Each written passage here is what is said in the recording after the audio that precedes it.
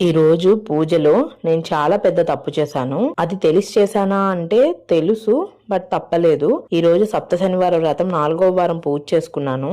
Morning పూజ టైంకి చాలా నీరసంగా ఉంది.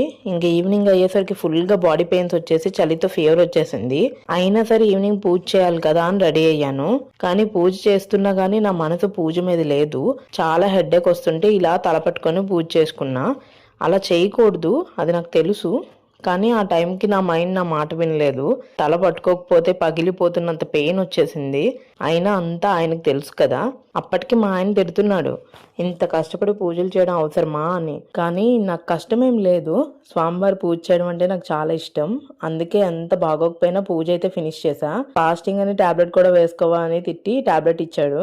యాక్చువల్లీ టాబ్లెట్స్ వేసుకోవచ్చో లేదో నాకైతే తెలీదు. నేనైతే ఎప్పుడు ఫాస్టింగ్ చేసిన టాబ్లెట్స్ లాంటివి వేయను. బట్ ఫీవర్ వచ్చినప్పుడు టాబ్లెట్ వేయకపోతే అది కంట్రోల్ అవ్వదని వేసుకున్నా. మేబీ వేసుకోవచ్చు అనుకుంటా. డైలీ కంపల్సరీ వేసుకునే వాళ్ళు ఉంటారు కదా, లైక్ థైరాయిడ్ టాబ్లెట్స్ లాంటివి. మరి వాళ్ళు వేసుకుంటారేమో కదా. ఎవరికైనా తెలిస్తే కమెంట్స్ లో చెప్పండి, నేను కూడా తెలుసుకుంటా. ఇంకా ఫుల్ గా పెయిన్స్ వల్ల నిద్ర కూడా పట్టకపోతే తల కాలు అన్ని పడుతున్నాడు. ఇంత మంచి హస్బెండ్ దొరికినందుకు నేను ఎన్ని పూజలు చేయాలి చెప్పండి.